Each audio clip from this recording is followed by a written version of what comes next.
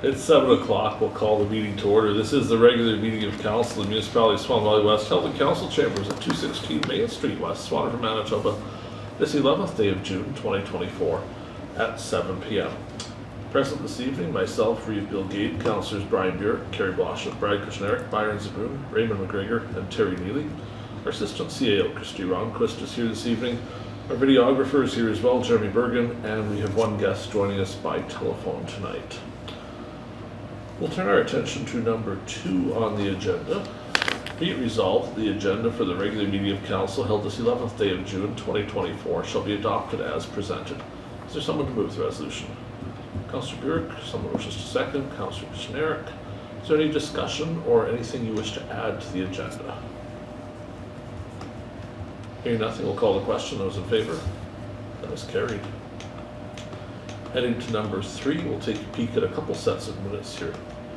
Be it resolved that the minutes of the regular council meetings held on May 14th, 2024 and June 4th, 2024 be adopted as presented. Is there someone to move the resolution? Councillor Blosha. Someone to second the resolution? Councillor Zbirun. Are there any errors or omissions noted in either set of minutes? Has everybody had a chance to look at the minutes? No one needs more time. Hearing nothing, we'll call the question. Those in favor of the resolution? That is carried. We'll note that Councillor Neely has stepped away from the table for a moment, but we do expect him back shortly. On to general business 4.1. Be it resolved the Animal Control Officer report for May 2024 be received and payment be approved. Is there someone to move the resolution? Councillor Kushniryk, and someone to second the resolution? Councillor Burick. Copy of the Animal Control Officer report is attached. A call from the Crestview area about a dog wandering into the yard. The dog was impounded. Owner was not found. It was looking for a new home. It has been rehomed. At the same time as that, there was a call for dogs at large in Kenville. The report indicates that the next morning there were no dogs seen at large. No identification of the dogs that had been seen at large was given, so he did not know who the dogs at large had been the evening before. Also spoke to a couple of people in Kenville to try to gather information regarding reports of a dog, a man having been bitten by a dog. However, neither person knew anything about it. And then there was also a call for a dog at large in Durban. By the time they arrived there, the owner had come and taken the dog home. Is there any discussion on the Animal Control Officer report? No. Hearing nothing, we'll call the question. Those in favor? That's carried. 4.2. This is a later addition to the agenda. Now that Councillor Neely's back, actually, I'll go back to 4.1 for just a second. So we passed the resolution, but I wanted to update everybody on the status of an investigation in Kenville. That's probably just the right spot to do it. So we received several reports of a dog bite incident in Kenville. Dog versus human. So what we understood is that it was a dog that received injuries and also a human that received injuries. We received the reports anecdotally from several different people in Kenville that were quite concerned about it. Our bylaw is quite clear on what we would do in that situation. We would impound the dog that had done the biting. It would be tested for rabies if it didn't already have up-to-date shots. And then as a council, we would have to make some decisions about what happened to the dog after that. However, the person that was bit did not make a report to us. We also did not receive a report from the vet clinic, nor did we receive a report from Shared Health or the Prairie Mountain Health Authority, all of which should have reported those incidents to us if they had occurred. So we did ping back through those organizations to see if they forgot to report. They indicated they weren't aware of what we spoke of. We spent a fair amount of staff time looking into those allegations, and we found in the end that the allegations were likely true. So specifically, a dog did bite a person and did bite another dog. The person that had been bitten refused to report it and refused to confirm it. So while it happened, we were left with no valid witnesses and no identification of the dog that created the problem. Overall, it appears that it may have been the person that was bit and the dog that they had with them that perhaps created the problem in the first place, went onto a property that wasn't theirs, and there was a dog fight. So there's nothing further we can do for it as a council, but certainly if you've heard stories of that, we did look into as much as we could, and there's just no place we can go further than that. We'll move to 4.2. So this relates to the library board. So as you may or may not know, the Public Libraries Act precludes us from paying an appointee to the library board for attending meetings. However, it does provide that reasonable expenses can be covered, which is basically kilometers in this case.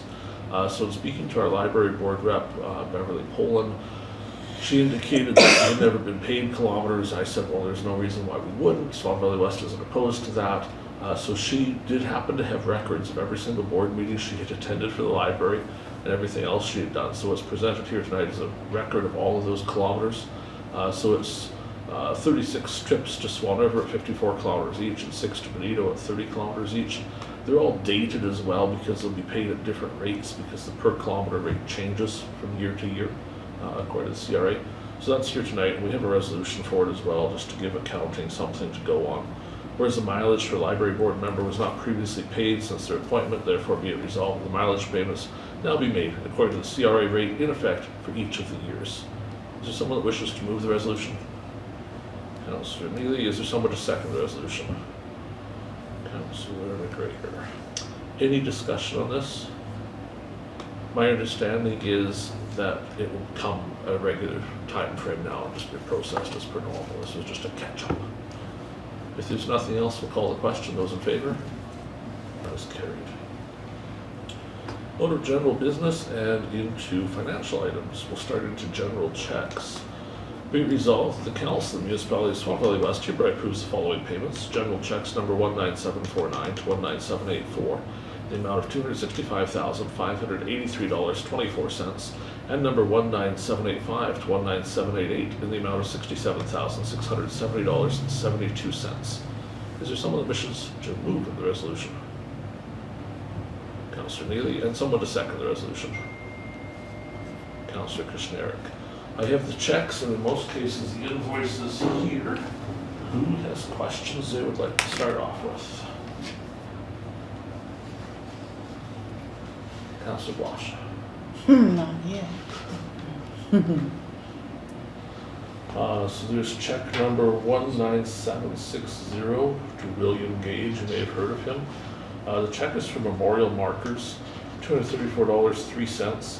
Specifically on that is a reissue of a previous check that was done and signed but never seemed to arrive anywhere to be deposited. So the check is now stale dated, so it's reissued.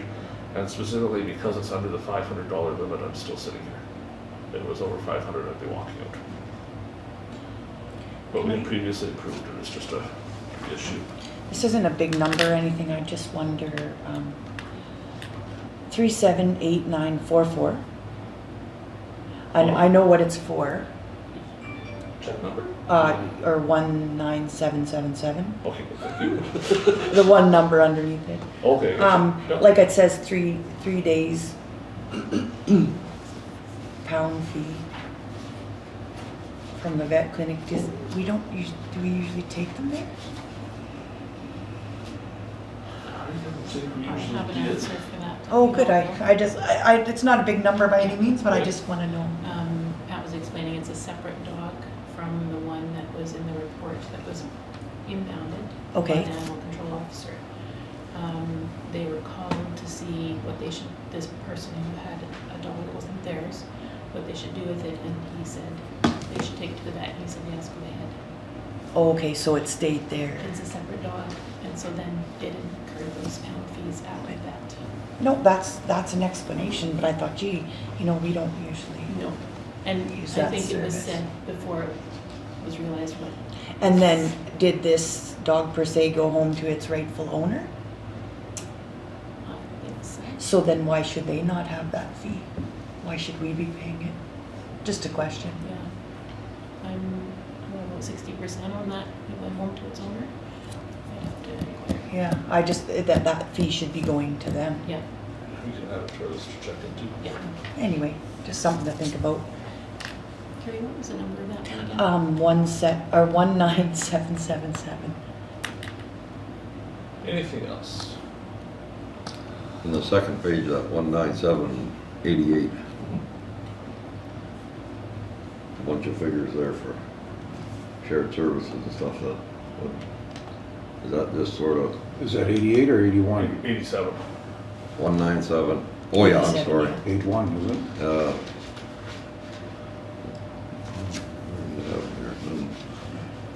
It's just at the bottom of everything. Page one, it brings Right in- near the end on page 2. Yes. The one for the town of Swan River, right? Or no, Yeah, yeah. That's, I'm on the wrong list. Yeah, he's got 197, Well, it- 81. The top Yeah, of page it- 4, right? Top of page 4, yeah. Okay, yeah. way down, 67,670 Yeah. dollars.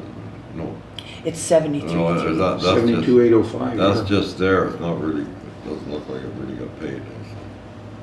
So I think there's two Account things. summary, it says. So I think there's two, are you talking about the town of Swan River or are you talking Yeah, about? the Central shared Pizza? services stuff, Okay, yeah. so there is. So that's how much we've allotted for that. It hasn't been paid yet. Oh, no, that's not. That'd be our final quarter. Did we get a bill from them, I guess, is my We question? did. Oh, okay. That's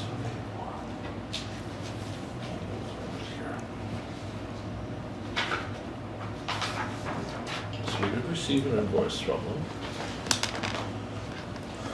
The invoice for shared services. That's the right page. So we had paid previously December 19th, 280,156. The final invoice came for 2023 for a total of 352,961, leaving 72,805 outstanding. It's for 2023. It's for 2023.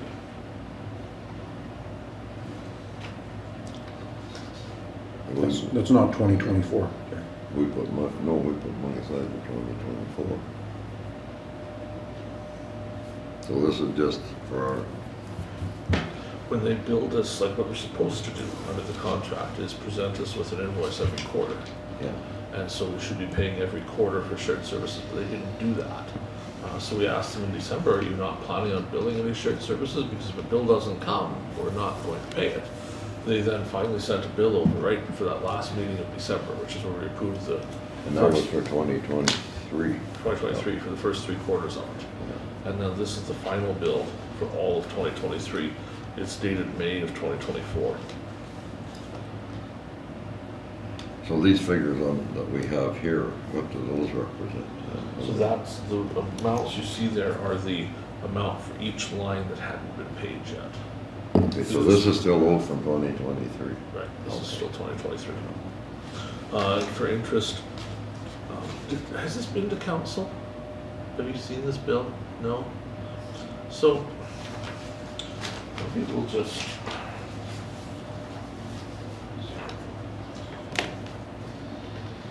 Should be able to just copy this for us. Just make one for everybody of that. We'll maybe take a peek at that. Okay. And then we can be a little more clear See on what the it. figures are, I just wondering what they are. Yeah.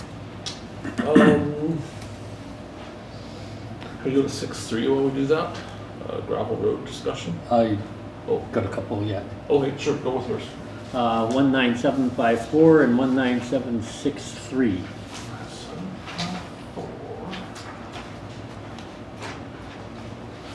9754 is ClearTech Industries.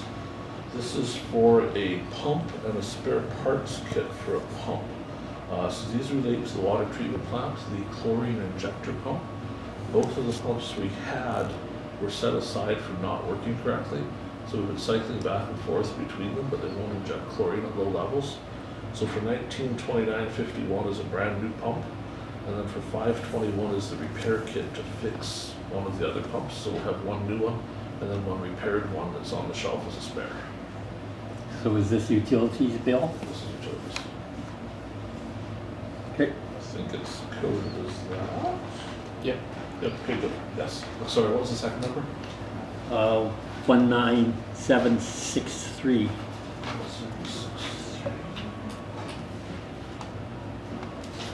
M&M Drilling, Rivers, Manitoba. This is changing Bonito pump. Yep. So That's this the is- utilities too? This is utilities. So this is a 1.5 horsepower pump, 20 gallons per minute. For the pump itself, 2234. Excuse me. 7 hours labor at $24.50. This is well number 2. The pump failed. If you see right below where it says M&M drilling, you see with that UT, Okay, I see. that's utility. So we're good now with, I mean, if something Almost. kills, something dies now, we're good to, I am not yet aware of the emergency generator having been fixed, but the water pump at the well site, there was 2 pumps and one kept kicking the breaker. So when they had it tested, they found the pump was bad, so this is replacing that pump, so both wells are working. The pump in the reservoir is fixed, the spare jockey pump is fixed. The only thing I know of that's not fixed in the plant right now is the diesel generator. Okay, but it runs, right? It's just the auto kick in. It doesn't automatically start, somebody has to push that's the time they button. have to actually go there and push the button. I understand there's a service call pending from a place in Winnipeg to fix it. Is that time between somebody that goes there, does that, is that gonna do another boiled water thing? Yes, Okay. but So we need to get this looked at then, eh? I haven't heard back from Public Works that it's done. What I heard last week was they were coming in the next couple days. They may have been here, but I make no promises they have been. Okay, And it was we believe it's just an oil pressure sending unit has to be changed on the engine. oh, yeah, If that's all it is, it should be a 5-minute fix. yeah. But I think they also have the circuit board with, so if they change the sending unit and it still doesn't work, then they change the board it connects to. Okay, Any other ones? If there is, we're gonna go to 6.3, talk about gravel roads for a bit. When those come back, we'll finish off our discussion about the checks, so we get a chance to look at that before we pass them. So on the gravel road discussion, it's on here mostly so everybody has a chance to ask questions. Specifically, there's also a portion here for beaver control to save a road. So let's start there, I suppose. There's a beaver dam threatening a road in the Ward 1 area. Chad and I spoke about it last week some, and the plan is basically to cut the dam open and try to do a controlled release of water to get the water levels down to the point it's not going to destroy the road, and then we can do some cleaning out. I talked to him again earlier today, and I guess that hadn't happened yet. He was wanting council to make sure we really wanted to do that, but I don't imagine there's any question about that other than yes, get it done. And then the second part is he's inquiring about the use of tannerite by RM staff. And I didn't give him an answer yet. My suggestion is that I have a hard time believing it would be okay. Tannerite isn't necessarily, Workplace safety and health might have Yes. something to say about well, and our insurance company as well. Tannerite isn't really intended for the destruction of beaver dams. It's meant as a target practice thing. So I know it works well, and I know we'd all do it at home quietly ourselves, but I don't know that as a municipality we can condone staff purchasing tannerite and blowing beaver dams up with it. So I think the answer on that has to be no, unless somebody wants to try and change my mind. Better off to hire somebody to. Well, right, if we can get in with the hose and hire someone to do it properly, I think. Okay, so I'll let Mr. Hallischuck know that. Well, I think he'll be upset if I won't shoot that thing. Thank you. Go ahead. But you said there was one dam south, Yes, right? that's Okay, I have one dam north as well. Okay. Did he mention that to you? not today. Okay, it's 162. The water on both sides of the road are almost the same level. It's almost to the top of the road. And I told him, I says, the dam is on the east side of the road. Do something, either blow it or remove it or something. And he was kind of concerned whether it's on all personal land affecting personal land, we shouldn't be involved, but this This is is also affecting the road. Like the water levels both sides of the road are high. So that's on 162, about a mile and a half south, 279. Okay, we will discuss it with him. Okay, so we'll go back to financials here. The town of Swan invoice has been handed out for everybody. So some highlights in this one. Besides the amount itself, this fire department, this will be the final billing for the fire department. This goes only until October 12th. After that, the new fire board took over. So that's where the costs up until that point are $213. You'll notice there, and in many of those places, there's an allocation for Minnetonka's Bozeman. I can confirm they're not paying that amount to the town of Swan River. Onto the Swan River landfill, this one obviously is more than it was last year because there isn't that influx of found revenue that they had last year. Overall, our share of it is $27,043.28 to the end of 2023. Birchwood Cemetery, the agreement says 12%, so our share of that is just over $2,500, $2,515.44. The Centennial Arena is where things get a little bit more interesting. So our share of the Centennial Arena for last year is $107,435.87. You'll note that our users were 54. So roughly speaking, each person from Swan Valley West that used the Centennial Arena last year, we were billed $2,000 for their use of the rink. The town of Swan River reports only 104 people from the town of Swan River make use of the Centennial Arena.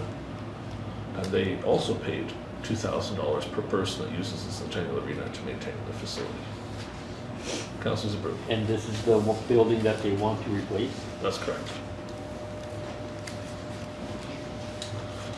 There's also a note here that Minnetonka's Bozeman owes them $58,000 for that year. I can confirm that Minnetonka's Bozeman is paying them $0 for that year.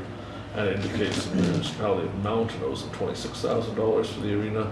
Also, they are not making a payment for that year. For the Richardson Recreation and Wellness Center, our share of that for last year, $102,007.19, which, if you dig through all the numbers, we had 136 people from Swan Valley West take lessons, 18 people rent the facility, 16 people buy a 10-visit pass, 21 people bought a 20-visit pass. Total memberships and passes from Swan Valley West, 37. So total for all categories of all counted people at the pool, 191 residents from Swan Valley West made use of the pool for $102,000. So approximately $600 per person from Swan Valley West that used the pool. We paid for them. Baseball diamonds and soccer pitches, our share of that was $4,900.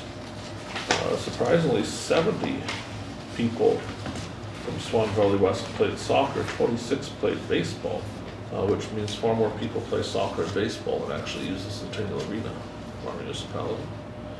Handy Transit, our share was $1,301. Recreation programming, this was for the town to provide recreation programming to folks. Our share of that is $5,496.05. From my understanding, neither Minnetonka's Bozeman nor Mountain are contributing their shares. So the grand total that we still owe them is that $72,805. That brings us to the end of our commitment for shared services because we canceled that agreement. It was canceled effective the 17th day of January. So there is some small possibility we may receive a bill for the 17 days of January, but we haven't seen anything yet, and it would have been due already. I'm sure there's some people who'd like to have some discussion. Councillor Zbirun, you want to go first? So these people that are using the pool and whatnot, that we're paying for, they still have to pay when they walk through the door, right? Correct. At the pool specifically, they pay the same fee that someone from anywhere else pays. So whether you're from Winnipeg or Regina or Minnetonka's Bozeman or Swan River or Swan Valley West, you pay the same amount to use the pool. I believe that's $7 still, or has it gone up? Let's say it's $7. It might be a little more now, but I think it's $7 a person to go swimming. I did have a discussion with our counterparts at the town. As you know from the negotiating committee, we've been waiting for them to tell us what would happen if we didn't pay for the pool anymore. They indicated they don't feel it is correct to charge a differential rate for people. So municipalities that refuse to pay for the pool will be charged the same amount for their users as those that do pay, which has been kind of our contention, right, is that it should be fair. If we're paying all this money to keep the pool open, our folks should get it cheaper than someone that's not paying anything. They've indicated they're not willing to look at that. So whether or not we pay for the pool, everybody pays the same amount to go swimming. And from what I understood, that applies to Centennial Arena as well, but I wasn't as clear on that discussion. I don't know what to say anymore. Okay. We'll save it for our shared service meeting. And to date, no date has been set by the Yeah. town for shared services, so we're now, June. 5 months now. We haven't had a shared services agreement, and the town still can't commit to a date to have a meeting to make one. Anybody else want to have some conversation about shared services? Where are we gonna get the money to pay this? What's the deal there? Well, that was budgeted for, But that's for 24. Yeah, so some of these things, we left a little bit of money in the budget, assuming this final bill would show up. But in many cases, they're going to run over budget because of it. but that was, those should have been budgeted for the previous, no? The bill never came and the year is gone. So in theory, that leftover money ended up in general surplus. Yeah, And then could be pulled back. So if we get towards the end of the year and we're in trouble, we could pull some of that money back to pay this bill after the fact. So we're gonna pay the 72. And we're cleaned up to January 18th, 2024. Well, no, we might get a bill for 17 days. I doubt we are, but there's a possibility we could get a bill for 17 days. But we put, what, 80-some thousand We did. in a fund for Yes. recreation and stuff, right? So, in your worst case, this can, in our minds, it won't show that in the account, but in our minds, that could be that money for now. And then if we come up with agreement, we're Yeah. going to pay them, we can figure out how to find that later on or whatever happens. Given it's now June, it's hard to imagine it'd be an agreement before September. Because things get pretty slow in the summer. Well, like it says, they must not need the money. well, they can't be billing us for something we didn't agree to, Well, we so- don't have an agreement. We don't have an agreement, so they can't. I'm surprised they're not in a bigger hurry, because I think they probably do need the money. A lot of money. But we can't force them to take our money. No. And rightfully so. So, any more questions on that town Swanner invoice? Anything else on the checks overall? That brings us back to, I'm sorry, when we moved on, I lost the mover and second. Moved that. I think I seconded, didn't I? I seconded. Terry I'm- Terry I moved it. I moved it Okay. and Brad seconded. Brad, second? Okay. Okay. Hearing no further discussion, we'll call the question. Those in favor? That's carried. We'll move into discussion items tonight. Oh, and there was a question before the meeting about indemnities. They're not here, but I understand the process. They'll be paid on the 15th like normal, and they'll appear at the next meeting for approval. So you will still get your money. 2021 audit findings. So these are attached. These are not available on the public agenda because the auditor has indicated this particular report you're looking at tonight should not be shared with the general public. However, that doesn't preclude us from talking about it, and there's nothing in here that particularly qualifies for the exemption of saying that it's secret. So we're going to run over the findings of the audit report so that people know what happened. This is the 2021 year, so this was reported a month or two back was when we received this. It's just making its way to council now. So I don't know that Swan Valley West has ever done this in public before, so I'll give you a little background. Each year we conduct the financial audit, and there's a public-facing view of that audit that shows all of the accounts and details and the total balances, and that's always released and available for everyone. But there's also the second document that indicates to us if we've done things wrong internally that we should shape up on. So this document's meant to say, hey, you should do better here, you should do better there. There's nothing particularly in here that points the finger at any particular employees or anything that would be covered by the secrecy. And certainly if somebody sent us a request for this document, we'd have to provide it to them, which is why we're doing this in the open tonight. So under Appendix A is where we'll start, significant deficiencies in internal controls that were noted. So the auditors noted that our accounts receivable collection procedures were lacking. They found that accounts receivable balances, some of them had been owing since 2017, which should have been collected or something done with. Obviously, this is 2021, so it still means they're 4 years behind at the point of this audit. But that's something that we're going to look into. They recommend we improve collection results and do things a little more timely. So all of these things are going into our management team to fix. They noted credit card expenditures during the course of the audit. Management was unable to provide the original invoices for items selected for credit card expense testing. The auditor doesn't look at every single line item. They randomly pick some and they say, show me the invoice, show me the paperwork. If we can't, we get a flag like this. So one of the things they looked for, they've been charged to the Swan Valley West credit card. When they asked for proof of the expense, we were unable to come up with the actual invoice.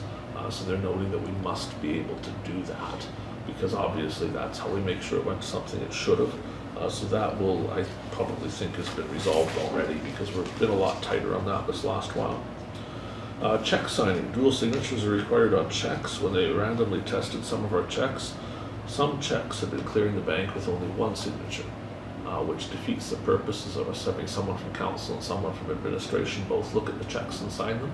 The bank obviously shouldn't have cleared those checks, but they did. So they've recommended that we make sure that both signatures are on all items as they're required to be. So obviously they should bounce if they only have one signature, but it leads us at risk to fraud if someone can sign a check and only one person has overview of that. Reimbursement checks authorization. They indicated that councillors' expense claims were not approved before payment is issued, and this is something that's going to be pending still. As I mentioned moments ago, the expense claims are going to be paid even though we haven't seen them at council yet. And so technically speaking, according to the auditor, those should be approved at council before such time as they're paid out. And we should also tighten up. I think for the last several months we have not been signing the final version of those. I'm sure that our finance people will be after us shortly to have those all signed as they're supposed to be, to ensure that our signatures are on that second copy where everything's finalized. So don't be too surprised when that comes, because it is an audit finding. They found that LUD and regular board meetings in the municipality weren't necessarily done correctly. Specifically, original documentation wasn't necessarily available for many of the LUD meetings, and some of the regular council meetings. The minutes were hard to obtain, and that they had not been signed off. And certainly I can tell you that I have not signed minutes in a few months either, so that will go into our admin staff, because each time that we approve minutes here, ultimately the CAO and the Reeve sign those minutes off to indicate the council approved them. The LUD committee will have their hands slapped gently as well to make sure that the minutes are more up to snuff and that they're getting correct approvals. To page 8, check approvals. The LUD committee were not being properly reviewed or approved by the LUD committee. So this will have to be tightened up a little bit as well, because at current I don't believe the LUD committee is doing check approvals. That is a requirement of the auditors to have a clean audit. So we will be working on that and ensuring that starts happening.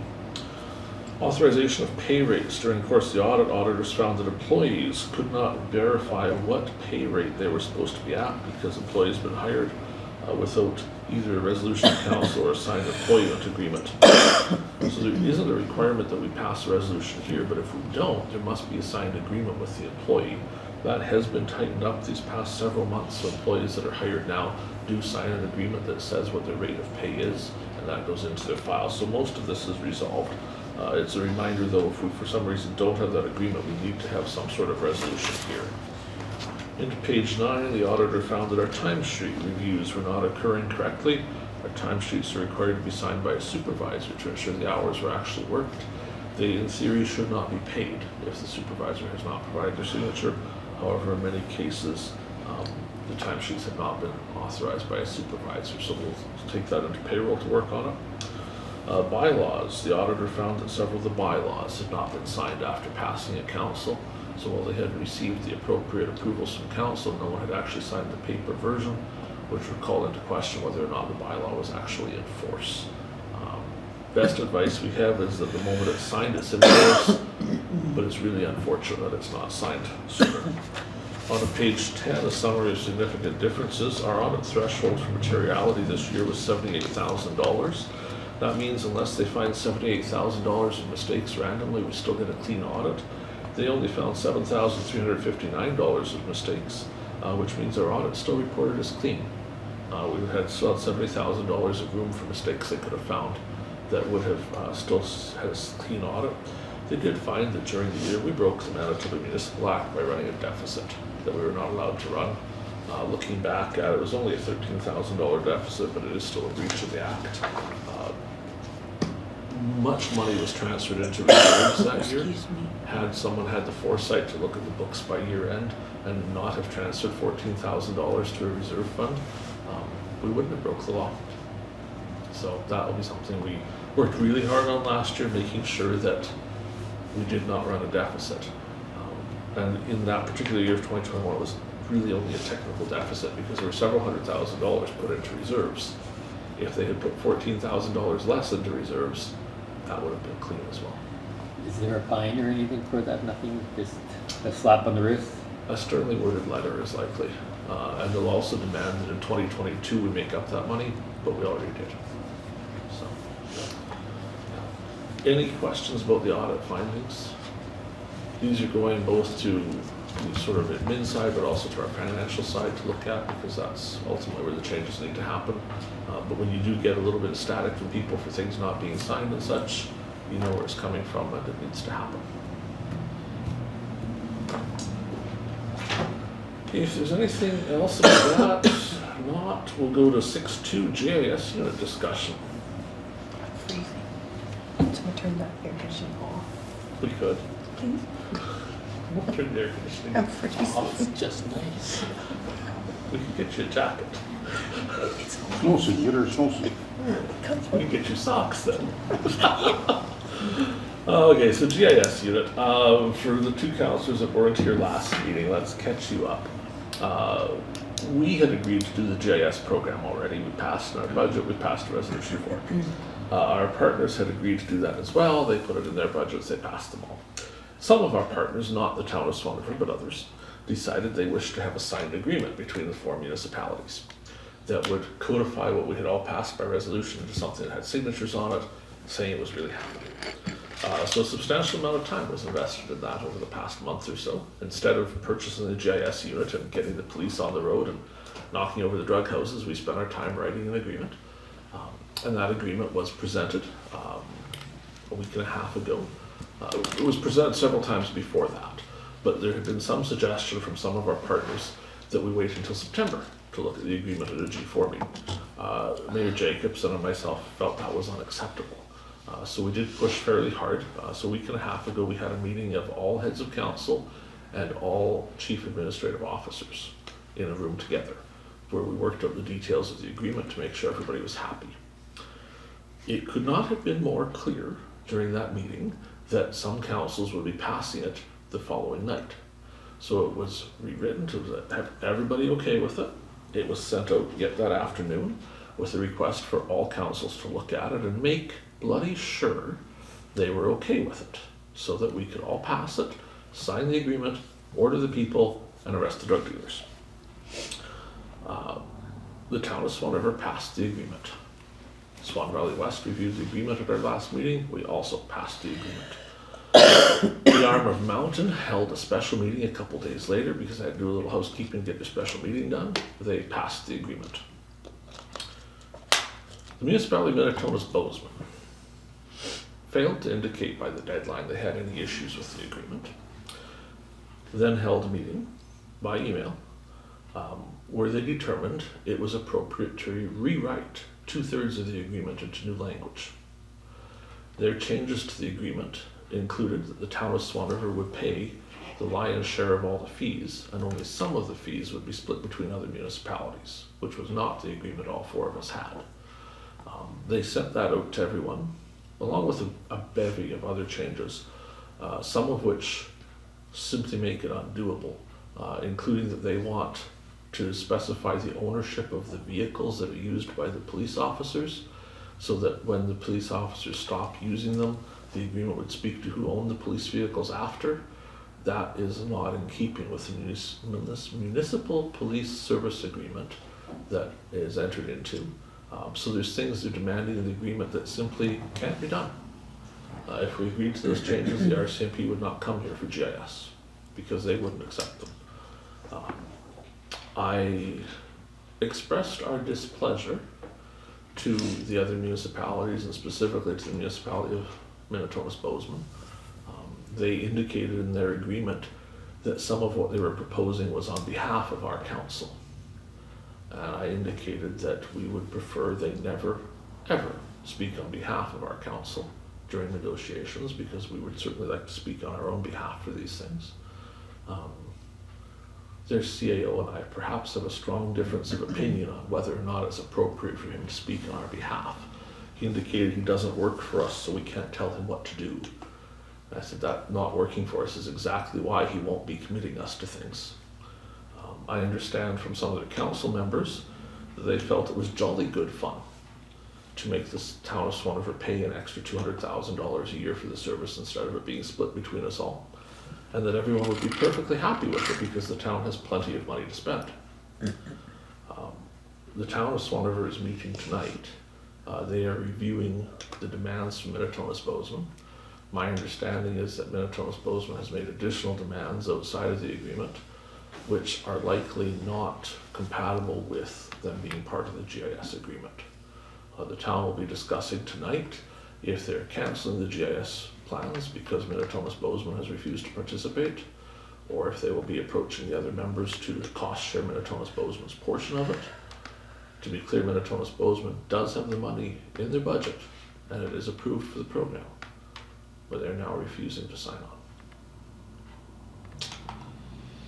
on. So I unfortunately don't know the end of that story yet until the town's done their meeting. The mayor and I have discussed it at length.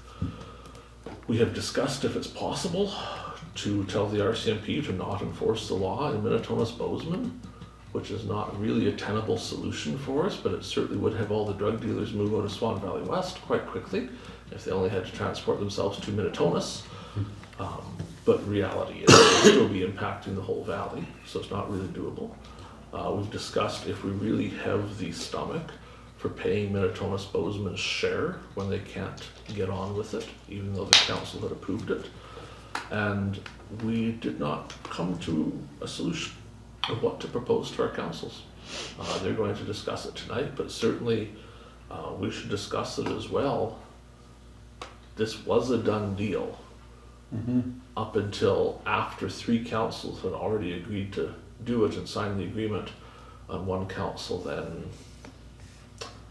I don't know of any nice words to describe it, but they're currently refusing to sign the agreement. Who would like to share their thoughts? It's very disappointing, very disappointing. It's disappointing, but we are not going to take any more money from our municipality to put where they should be putting in. We have other things, we have roads we need to fix, and we cannot be picking up someone's share all the time.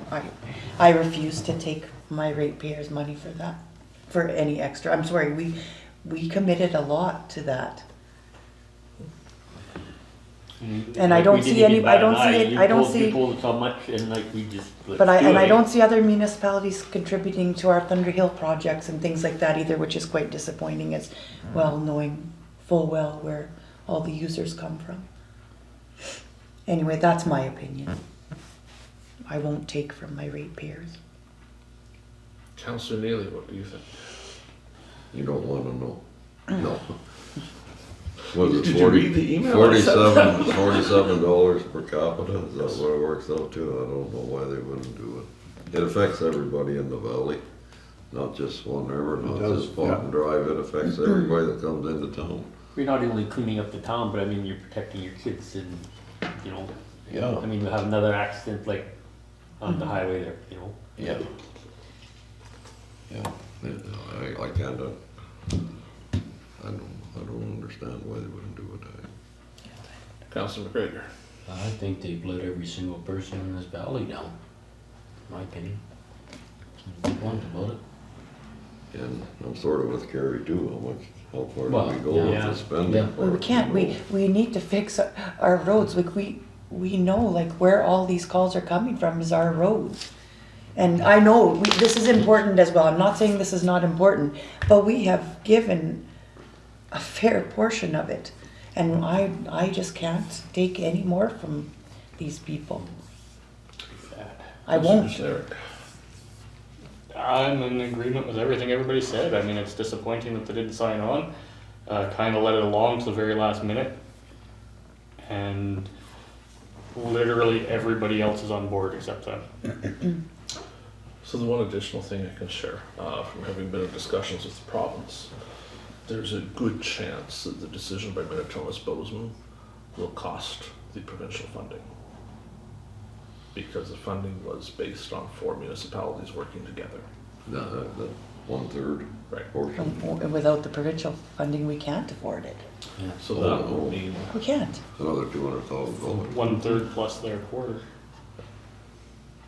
so Yeah. it would be, you know, over the 5 years that we were proposed that pilot to run, their decision would have cost $1 million of provincial funding from crime protection here. And Minnetonka's Bozeman doesn't understand that, or what, they don't believe that, or what? Doesn't seem to They care. must be mad at So the perhaps would town. that add up to about 300,000 that we'd be short? Funding in their quarter, would that be around, No, what, 250? we were doing 170 for this year, right? Maybe Yeah, about half of so- us. Well, a little more, 100. Yeah, but we'd have to make up there, if we went with this, we'd have to make up Minnetonka's Bozeman's portion. Theirs split Plus- amongst the 4 left. Plus the 200,000, plus the 200,000, so. Yeah, the 1/3. about $300,000. So And conceivably, maybe the town will find it in their heart to pay for it. I can't imagine they will, but, But I still, can't like you imagine said, they the wanna take agreement from might their not people come into either. play then, right, yeah, might miss the 30. I, Not much we can say about it till we actually hear the end of it tonight. yeah, other than absolute disappointment, they have approved the money and they have charged it on their tax bill already. And they're refusing to turn it over to do this, to get the 200,000 from the province and to fight crime here. Are they discussing this tonight, did you say? The town is discussing Oh, it the tonight. town. Minnetonka's Bozeman has had their discussion, and from what I understand, has said, take it or leave it. Which unfortunately, I would imagine the answer from everybody will be leave it. It does make it hard to work together on things. Anything else in the GIS unit tonight? We'll move back to gravel and road maintenance. We talked about the beaver control already. Prior to the meeting, there was a question from council of how many miles of road were graded today. The answer is 0. There were some road graded yesterday. I didn't count the miles, but there was some graded. Does anybody else have things they want to talk about for gravel and road maintenance? I have lots of them. Like I said, nobody's testing this gravel, eh? You know, the road 200 was gravel through town, past my place to the first intersection, and sand. Like there's very little gravel in it. It's sand. You wouldn't even know that they gravelled it. I mean, especially going through town. I mean, there's no gravel there. It's a little bit of stones and sand. Interesting. I just need gravel in Ward 4. And obviously it's not coming there yet because I've had a ton of complaints. So I can speak to some of that. Okay, thank you, because I they need some answers. So I can share that we do have 2 contractors working this year. Yes, In the south, the contractor working that area is quickly approaching completion. They are almost done, much of their graveling. They're done about, last I heard it was 90 miles were done out of what they were doing. So they're well over half. In the north, on the same day that 90 miles have been completed, in the south, 27 miles have been completed by the northern contractor. Our lead hand asked if he had my permission to have those south trucks do some of the north to try and catch up. So I said that we were under contract, obviously with the north contractor, which is Cook Brothers, and that we couldn't do that because we have an amount to fulfill for them. I said if the Benito area, like the south area, was done, and we still didn't have completion up north, it would be worthwhile to move it up. I said the furthest he could go was to offer the assistance to Cooks. So my understanding is he had a conversation with management there, and that for at least one day they accepted that offer of help. And so those trucks did do a section south of the garbage dump that was really bad. okay, So they ran one. all of the trucks there from both contractors. I don't know how much that's continued yesterday and today. I did receive complaints about the South contractor, their employees interacting with a member of council in an inappropriate way. I have addressed those with the contractor earlier today. They assured me that won't be reoccurring. I can speak in camera to who it was, but it was a former Swan Valley West employee that is working for that contractor that had an incident. So we have dealt with that. I can further advise. Why did you get me started on this? Well, I need some, I need some answers, know, because it's better, we I know, get it's better to know. get these answers out there. So we did approve payment tonight for an invoice for the South contract, I believe it was in there. 7,800 yards. Yes. So their invoice included fuel surcharge, which does not appear in the contract we signed with them. So we had our financial folks take the fuel surcharge out and hold back the 10% the contract indicates, and they're being paid. I have all of these invoices from our North contractor. So as you know, this year we're using GPS checking. I did spot audit that South invoice and found it to be accurate, so we paid it. All of these total $80,000 or so for the North contractor, do not yet have my signature on them for authorization to pay. I did spot audit, and I did just the first 2 lines of the first invoice. Neither of them verified. On that particular day, the 16th day of May, we found that one of the trucks we were billed for delivered gravel to a different municipality.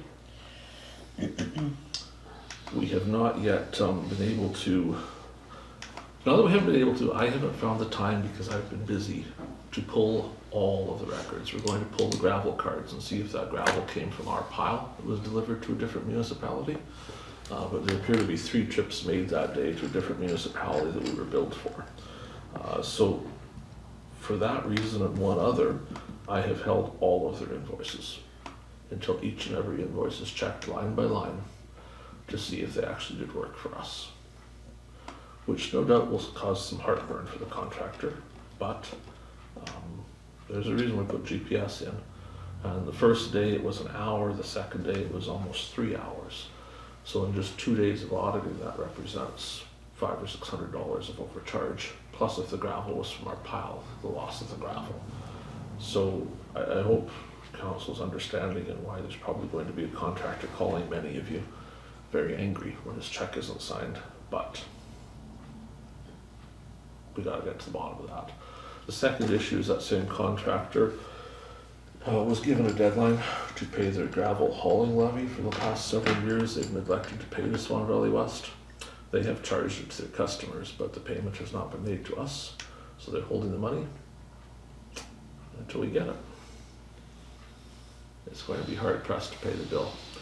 We're estimating $60,000 outstanding out to Swan Valley West for those 3 years, unless they file the paperwork to prove that it's something else. So we're going to hold $60,000 back until it's paid. If they file that paperwork, maybe it's a different amount. But in any case, it has to be paid. You cannot charge a levy on our behalf to customers and then not pay it to the municipality and expect that we're happy about it. So I am going to try and clear a couple of smaller invoices that are just for 1 day. But some of their invoices, like this one's for 3 days, but they failed to indicate the hours they worked each day. So they just lumped a whole bunch of days into one invoice, so that takes a fair amount of time to figure out what days those hours are on and see if it's actually valid. So, my understanding is the contractor has already threatened to quit. But so far as yet, they're still gravel, but a lot slower than the South contractor. The South contractors indicated that if the North contractor quits, they will complete the entire run. That's good. So we will apply gravel. We still get gravel, yeah. Councillor Burick. The 216 project, would the South contractor be interested in doing that one, or who's doing it? So possibly, like we're hauling with our own truck. We actually hauled all day Saturday with our own truck, just to keep some gravel moving on Saturday, because it was cheaper for us to pay overtime and run our truck than it was to pay somebody the hauling rate.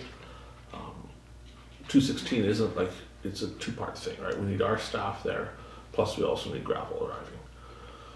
So one or both, we'll bring the gravel, but we also have to line up our staff to be there to pack it on and do the other parts of it. And that's not quite ready yet. I had been promised about 2 weeks ago that 216 had gravel applied, but I understand it hasn't actually gotten there. And there has been several indications of that with that particular contractor, that certain areas were indicated to us had been gravelled, but when we went out and checked them, the gravel wasn't there. I'm glad you brought up 216.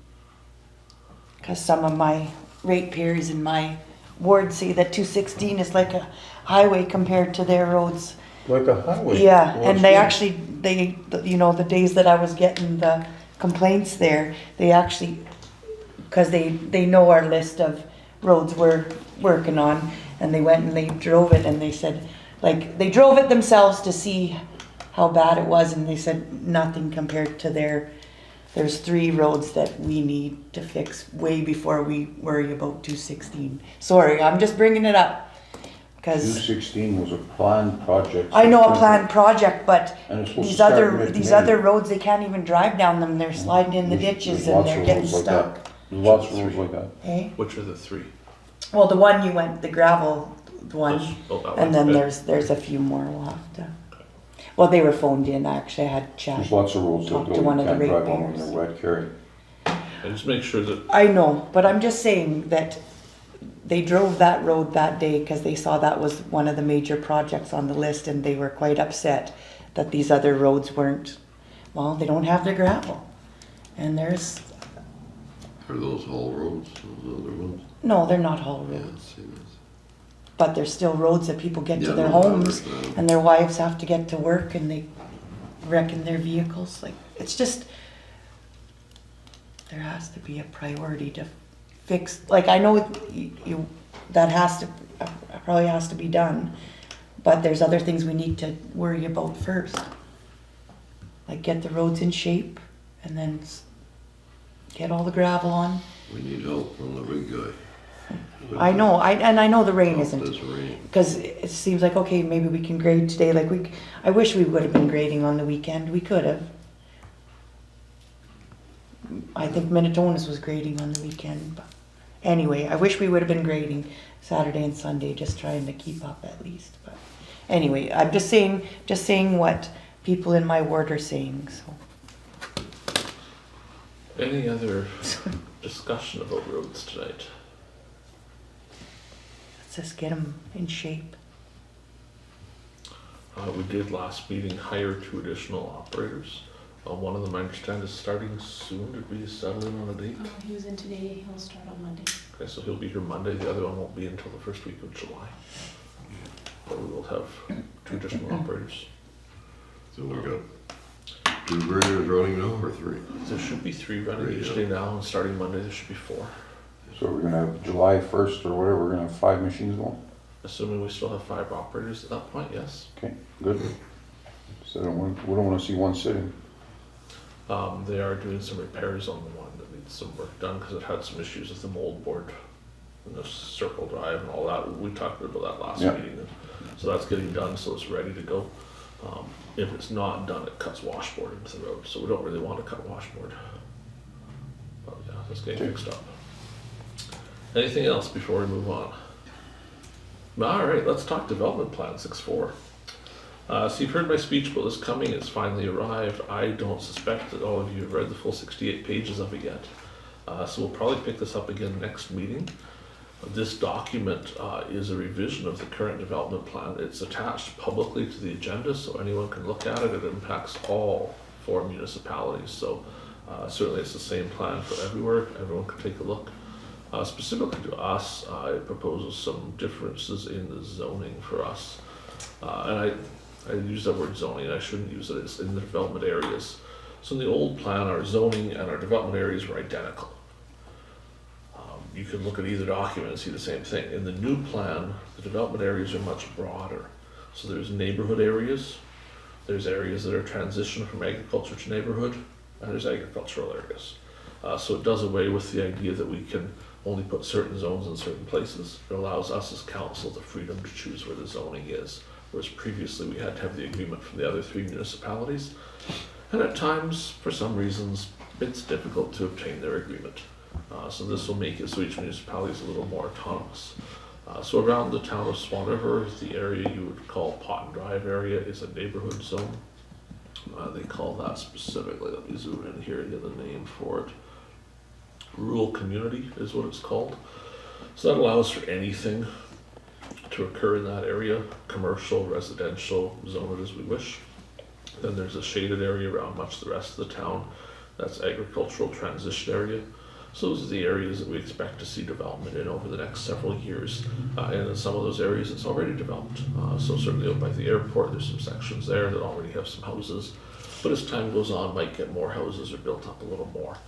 So that's zoned for transition, and then the rest is zoned agricultural. In the Kenville area, the zoning is pretty much the same idea, just that chunk of Kenville was set out as a rural community. In Benito, there's been some changes too, so there we have the main chunk of Benito set out as a rural community. You'll notice also that it allows for expansion of the community to the north, so that Northview Drive area, but then even further expansion a little further into both of those quarters. Should Benito wish to expand, that's already going to be zoned to be more community. And then the transition area again is where we see a lower density, but certainly there's houses and such there. You'll notice the new fire hall is not correctly on this map, so that will be changed before the final version is done to make sure that it's in the proper development area. We could also look at whether we wanted that purple zone to go to the south of the community or not, just depending on where we thought it might grow in the future. But the idea here is to indicate where we think Benito is going to go over the next 10 or 15 years. Best case scenario. So we're not back here saying, oh gee, I wish we could build a house somewhere, but we're not allowed to. So that's kind of what this is about. There's some additional changes. Durban, I should say, is much the same as it was before too. We just, in Durban, we added neighborhood zoning to our shop and to the recreation grounds there that previously were not actually properly designated. So the shop shouldn't have been there. There's a bunch of text here. Much of it is the same as what was in the previous plan. It's just softened wherever it could be softened. The idea again was to have this plan be less restrictive, so we didn't keep bumping into things that we couldn't do because the development plan said we couldn't, and instead give councils more of an ability to look into things. So if you get an evening where you have an hour or two to go through it, I do encourage you to take a peek through it. We don't have to finalize this for several weeks. But if you could look at it, and certainly if you flag anything in there you don't like or you think should be changed, now is a really good time to be doing that. After all 4 municipalities agree to it and 3 of us have signed the thing, it's not such a great time to come up with demands for change. Is there anything we want to talk about on it tonight, or do you just want to have it for information and we'll ask for it to come back in 2 weeks' time for more discussion? We'll come back in 2 weeks' time. So if we could send it back again, and we'll talk about it some more. Yeah. Is everybody ready to move on? Yep. We'll go to 6.5. So attached to the agenda tonight, you'll find 6.5 and 6.6 all deal with Benito Recreation Center. So these are all the minutes they could find for the past several years, and also all their financial year ends. So I know council's had many questions and discussion about this. So these do provide for you an accurate and complete look at the assets of the Benito District Recreation Center, Inc. I can further advise that after much discussion, the rink board is incorporated. So if they weren't incorporated, there would be a committee of this council. They are their own separate business. So they are a not-for-profit business, which is owned and operated by 3 people at the moment, which are some of the rink board members. There's just 3 of them are listed on the corporation. So they ultimately make all decisions about the money you see in the accounts here. They're fundraising, all the money that's been saved up over the years. It's all completely controlled by those people. Council does not have any say in that. So we want to bring that clarity, because that question had come up over and over and over again, as how it worked and how the relationship was. Council does own the rink and the property. The property was originally donated for the purposes of recreation many, many years ago. There's a nice plaque on the building that indicates that. We have been paying the insurance for the property. The incorporated company has been paying the hydro bill and the other expenses to go with it. We pay the water. There is, as near as we can tell, no formalized agreement. So there is no lease agreement one way or the other. It's just sort of a handshake that's been going on there for some time. So that should bring us up to date on that. You may recall that council had requested keys for our building and access to it. We have been provided keys and alarm codes so that designated people, key holders from here, can access the building if we needed to. Part of that stemmed from the RCMP needing access to the building one day and us not being able to provide it. But also it's a substantial asset that we should be able to walk through and inspect once in a while. So those keys are now here in the office. They're kept in the vault, I believe. So we do have the ability to access the building if we need to, without setting the alarm off and having someone come and evict us. There's details here of their fundraising and such. I would suggest that a more wholesome discussion should be held in camera tonight about the recreation center, and specifically to Canada Day, perhaps the Santa Day, and some of those events that they had been organizing on our behalf all these years, because obviously they're not doing that anymore. So we should have a little discussion of what we could do to try and bring those events back, if that's something council wants to look into. But I would suggest that that will very quickly devolve into a discussion that should be in camera. So if that's agreeable to everybody, we'll send it there. Is there anything in open council you wish to discuss about the rec center? Hearing nothing, we'll move to 6-7, Thunderhill Ski Club Magic Carpet Update. So some good news I can share. Earlier today, the Swan Valley Co-op joined Federated Cooperatives in announcing funding for the Magic Carpet at the Thunderhill Ski Club. They announced a $62,000 donation to the ski club. My understanding is they handed them not only the novelty check today, but they got the real check, and it's going into the bank today. They had already received funding from the Manitoba government through the Building Sustainable Communities Fund, which we thank them for. And as you know, when they received that funding, I'll paint the history of it. When they were completing the ski hill lodge, the new one, I was invited up to tour. So I took a tour and I said, what else do you need? Because in years past, the 4 municipalities had done work together where we'd help them upgrade the runs, we'd help them do some things. And as you know, the lodge, they did all on their own. They didn't put any municipal money into that at all. And fundraiser, and I said, so is there a role for our municipalities to be helping? Maybe we should be helping with something. What they identified was the magic carpet. The reason being that right now the T-bar system is kind of tough for little kids that are just learning to ski. The only thing that's not offered at Thunderhill that is offered other places is the magic carpet. So they have a plan to install that essentially from the bottom of the lower T-bar lift up to the chalet itself. They're going to reshape the hill a little bit so that if you're a beginner skier or a really young skier, you can ski down the small hill, ride back up the magic carpet, and do that as many times as you need to feel comfortable then getting on the T-bar and trying a real hill. So it'll bring in a lot more younger skiers. There's certainly been a lot of people from the area that travel out of the area to ski hill that does have a magic carpet because their kids are too small. And so what's been happening is they go someplace else for 3 or 4 years before they then graduate to Thunderhill. This should bring them back in. When they said that, I said, well, let's make the proposal. So they applied to the government for it. I also invited them to our G4 meeting we held last year in June where they made a presentation to all councils. We proposed on their behalf that all 4 councils cost share the 1/2 of the magic carpet funding. Unfortunately, we were the only council that agreed to cost share it. So we agreed to the $41,000 and change. All other 3 councils declined to put any money into the Thunderhill Ski Club, saying that it was a Swan Valley West asset, and essentially, why should they worry about that? The co-op donation pays for the missing portion that the other municipalities didn't kick in. So the co-op has essentially paid the other 3 shares. With the co-op donation and what we had committed and the Manitoba government amount, the project will now be built this year. It is fully funded. Having said that, they did mention if anyone wants to give them $1,000 out of their own pocket, they'll gladly find a way to spend it on the project. But the project is fully funded. Earlier tonight, we approved our share of the donation, so the check is written. They'll be receiving that shortly, and they wish to arrange a photo op, so we'll talk about who wants to be there at some point.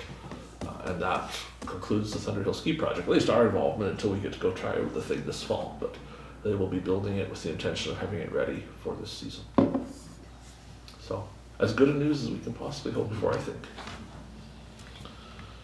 If there's nothing else on that, we'll move to 7-1. This also relates to Thunderhill, the disc golf course. So I've spoken both to Mr. Harvey and to the management folks over at the Thunder Hill Ski Club.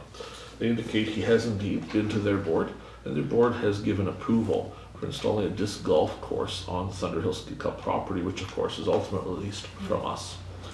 They're doing budgeting this summer, fundraising this fall and winter.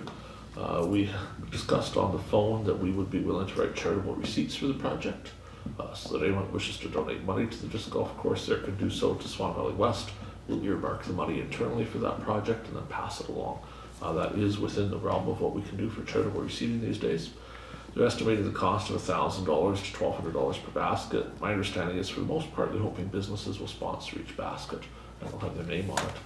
I did speak to Thunder Hill about it and I said, so what do you think? We have one in Benito, they're building one in Swan, and we're gonna have a third one, good or bad? And they kind of shared my view good. The thought being that a lot of people like disc golf and would be unlikely to come here for one disc golf course. But if there's 3 of varying levels of intensity, and I promise the Thunder Hill one will be a fairly intense course because of the elevation changes there, the thought is that we may actually see people that come for all 3. You know, come and make a weekend of it and play each one. So I don't imagine it will hurt anything. There's no request for us to put money into it. We're simply going to provide the charitable receipts so people can make those donations. So, if anybody has any huge problem with that, you should be saying something right about now. Otherwise, we'll just make it happen. Hearing nothing, thank you for your agreement. We'll go into committee reports. Let's start with Councillor McGregor. He was away last time, so you can go first. Yeah, the week before that, I attended a library meeting, which reminds me.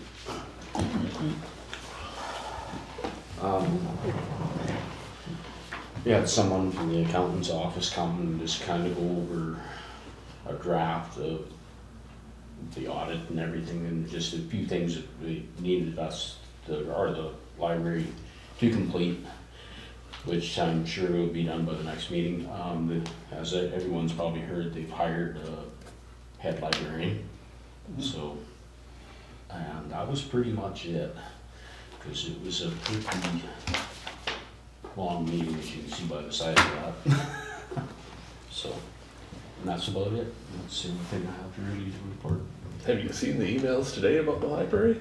I ran out the back door of the PCH and right into the truck pretty much. I was talking to one of our other reps on the committee. Huh? I was talking to one of our other reps on the committee who said she was promised this was the easiest committee to be on. She doesn't think we were honest. But there's more drama there, unfortunately, but that'll be dealt with. That's it for you. That's it. Councillor Neely. Nothing to report. Oh, how many bears? I can't tell you. Were they at least cute? How many tags? Yeah, how many legal bears? I've been busy, that's all I can tell you. Not much sleep the last. So the economic outlook of that industry is good then? Oh, yeah. Good. Things are good. We always like to know that the visitors are happy when they go. Councillor Zbirun. I'm trying to remember, did I report that about the fire board meeting? About the purchasing of the fire truck? No. Oh. We had a fire board meeting.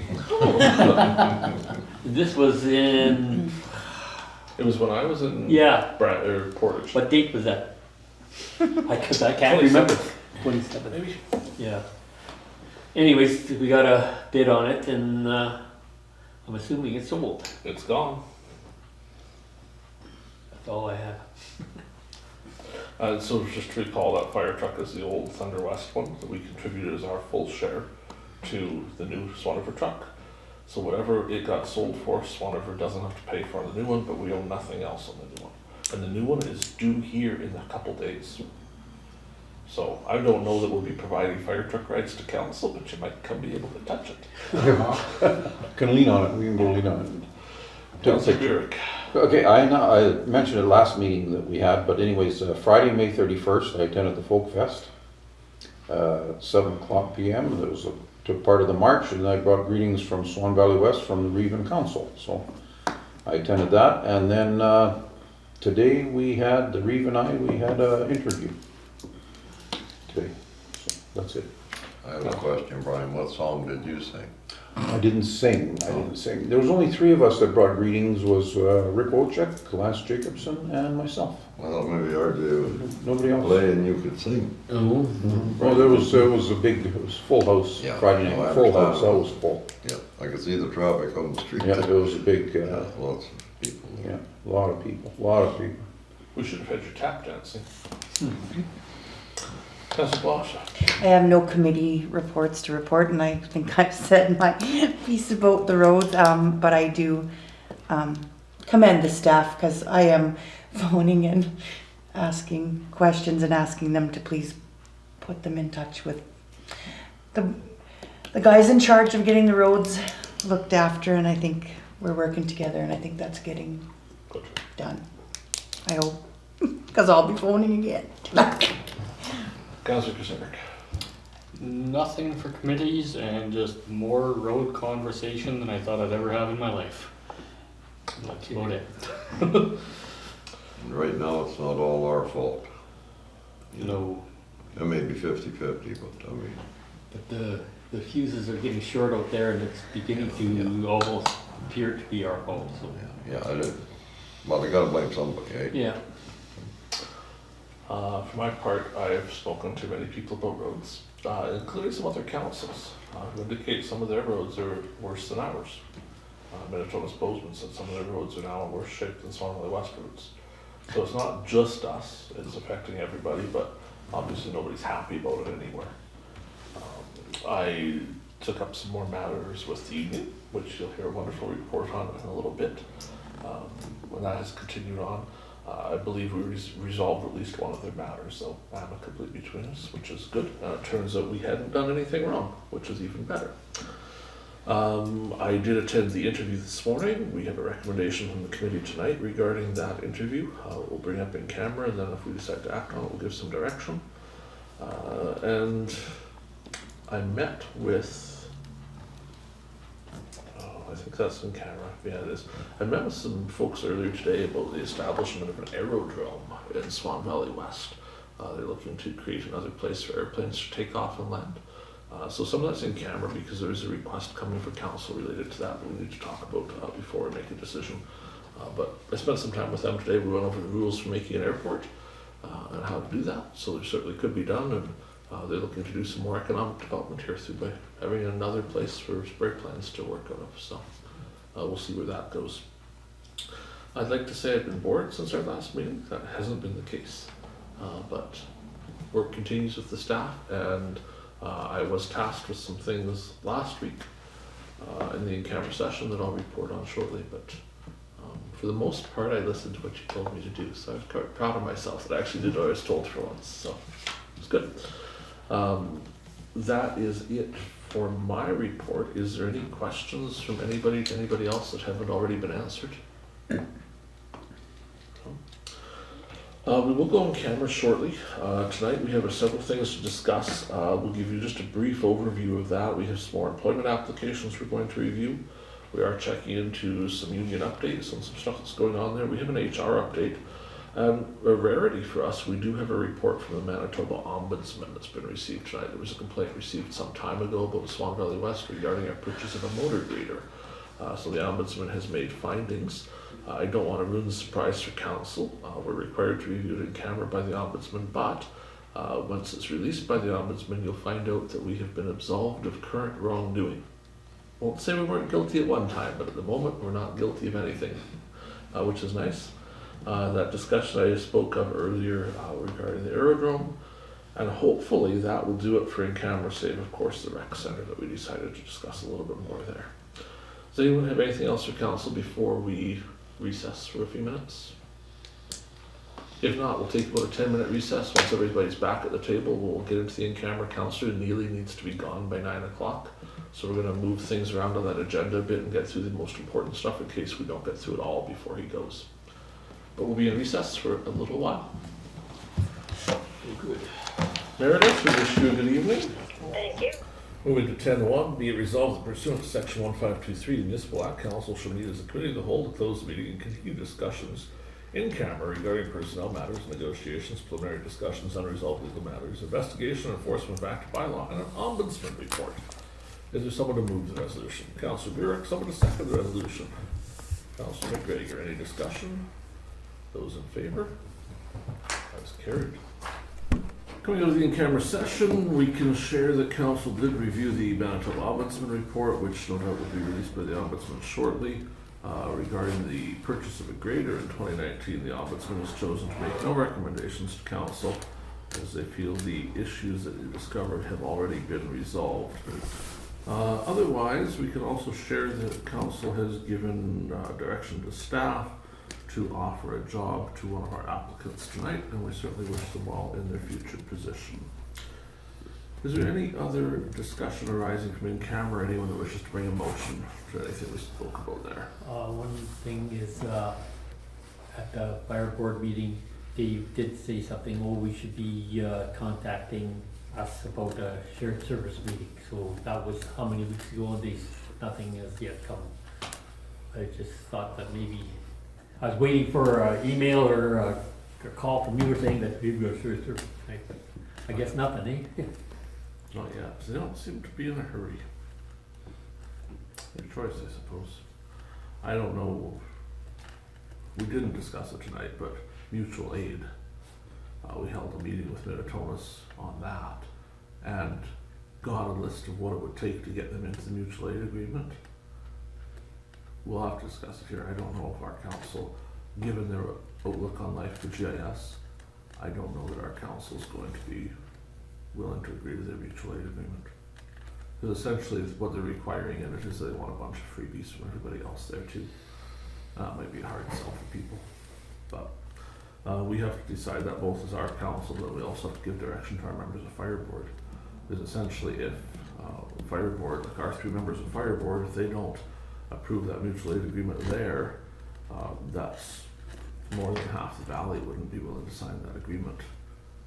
Which essentially, Minnetonka's made a bunch of demands for free service to get the agreement done. But we'll put that on the agenda for 2 weeks from now. There's no big rush on that. Anything else? Are there any notices of motion to provide tonight? Hearing nothing, be it resolved, this meeting shall now adjourn at 9:58 p.m. Be it further resolved, the next meeting is Tuesday, June. What will the date be? 18th, 20th? 18th, 25th. Today's the 11th. 10th. Oh yeah, It'll be 11th. the 25th. Tuesday, June 25th, 2024 at 7 p.m. Yes?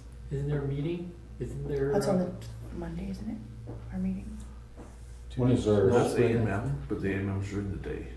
On the Oh, okay. 25th? So the AMM Oh, will same be day. done, Yeah, 4 yeah, o'clock on the yeah. 25th, 25th is on the 25th. Yeah, I thought it was. It doesn't look like anyone's wanting to move that I resolution. just- Oh, Councillor Blosha. I got arms cramping already. And that's my broken arm. Someone second the resolution. Great. Oh, 2 years ago. Any discussion? Yes, there is. Hearing none, we'll call the question. Those in favor? That is carried. Do you guys That is do the this? meeting tonight, folks.